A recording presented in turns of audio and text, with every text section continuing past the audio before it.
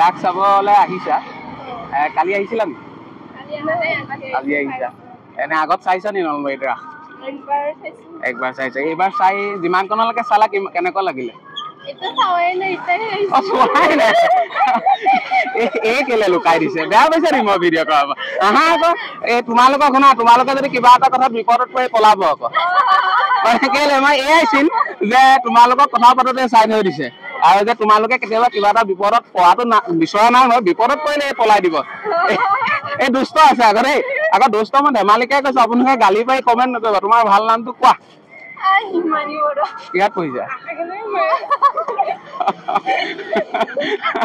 লাজ কেলে কৰিছা কব কি ছোৱালী পালিগে এইবাৰে কব চবে কমেণ্ট কৰিব কি ছোৱালী পালি বুলি অসমীয়া বুজি পাই ন এতিয়া ইংলিছতে কিবা এটা কৈ দিয়া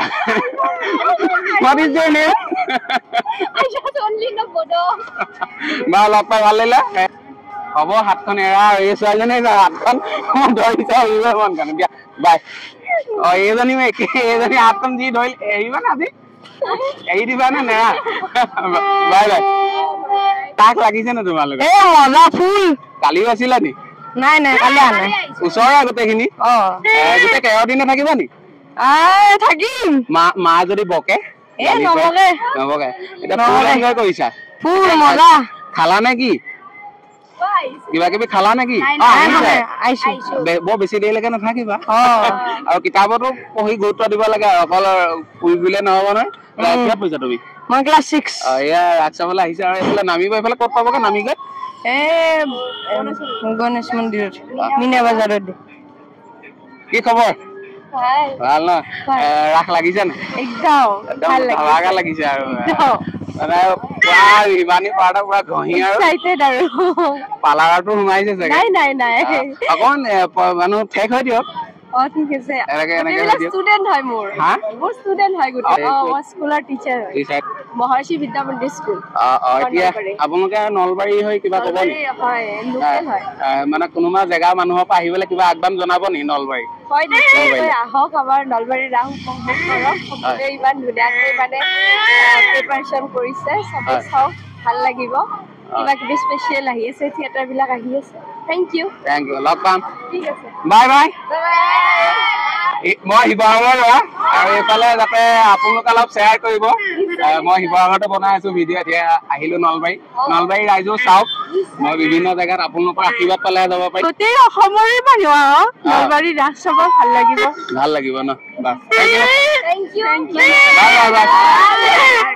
আগেশ কি খবৰ মই বৰ্তমান উপস্থিত আছো নলবাৰীত ৰাস চলি আছে আপোনালোকে নিশ্চয় জানেই আৰু আমি দুজন বন্ধু আৰু মই তিনিজন মিলি ভাবিলো ৰাসটো চাওঁ যিহেতু নলবাৰীৰ ৰাস বিখ্যাত অসমৰ বিখ্যাত ৰাস এতিয়া চাবলৈ আহিলো আপোনালোকক সকলো পৰিৱেশটো দেখাম বাৰু কি ক'ত কেনেকে আৰু ধৰি লওক থিয়েটাৰৰ কেইবাকেইখনো আহিছে 13 দিনীয়া কাৰ্যসূচী হ'ব এতিয়া ভোক লাগিছে নি প্ৰথমতে খাই লওঁ খোৱাৰ পাছত জেগা জমিন দোকান দেখাম লগত মানে ডিম্পু বৰুৱা দোকানৰ বাহিৰে বেলেগত নোখোৱা নি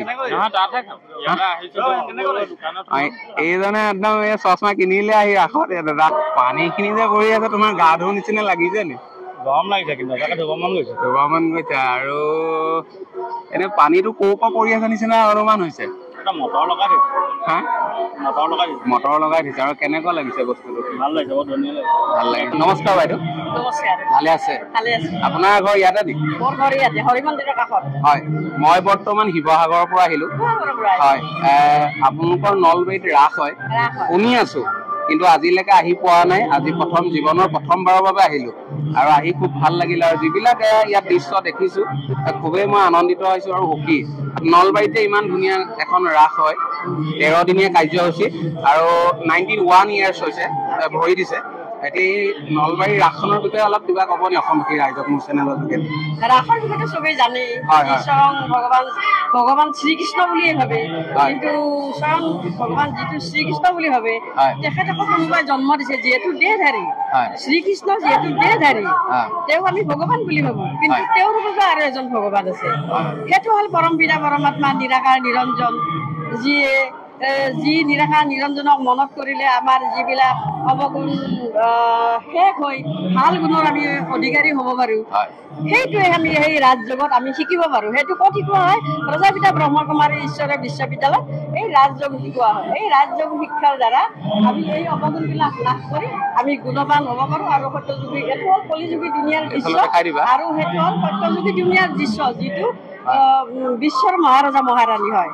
আৰু এটা কথা মানে এই ধৰি লওক আপোনালোকৰ নলবাৰীতে বুলিয়ে ৰাস বুলিয়ে নহয়, ধৰি লওক বিভিন্ন অসমৰ চুকে কোণে পায়, আৰু মাজুলীতো বহুত ডাঙৰ ৰাস হয়।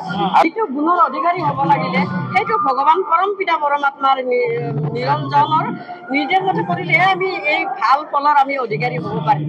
আৰু ইয়াত এটা বস্তু দেখিলো, দেখি মোৰ বুকুখন চেৰেংকে মাৰিলে। মানে আগতে মাহঁতে আমাক কৈছিলে যে বাহিৰত খেলাৰ কাৰণে খুব পিটিছিলে। ধৰি লওক আজিকালি ক্ৰিকেটে হওক ফুটবলে হওক আমি খেলিছিলো সৰুতে, পিটিছিলে। আজিকালি ল'ৰাবিলাক বা ছোৱালীবিলাকক ঘৰৰ পৰা পিটি খেল খেলিবলৈ পঠিয়াবলগীয়া, মানে অকল মোবাইল ইনষ্টাগ্ৰাম, ইউটিউব, ফেচবুক, মানে ছচিয়েল মিডিয়া ভিডিঅ' চাব লাগে। চাবলৈ মই এই ভিডিঅ'টোৰ মাধ্যমে কোৱা নাই যে ভিডিঅ' নাচাব বা মোবাইল ব্যৱহাৰ নকৰিব। টেকনলজিৰ যুগ, ধৰি লওক আজিকালি এইটো চাবই লাগিব, কিন্তু অত্যাধিকৰ কাৰণে দিগদাৰ। আৰু এইখিনি এটা ইমান এটা ধুনীয়া কৰিছে, যদিহে বিচাৰে সুখী জীৱন নিচামুক্ত হওক, পুৰেতো জীৱন। মানে আমি নিচামুক্ত, যদি কোনোবাই কিবা খাই আছিলে, ড্ৰাগছে হওক বা মদ ভাং যি য'ত নিচাত বহুত পৰা গুটকা, এইখিনি এৰিব লাগে। আৰু ঈশ্বৰী বিশ্ববিদ্যালয়ৰ লগত জড়িত, হয়, তাৰ পৰা দুআষাৰ যদি আমি শুনিব বিচাৰে, হয়, মই দুআষাৰ ক'ব পাৰোঁ। ঈশ্বৰী বিশ্ববিদ্যালয়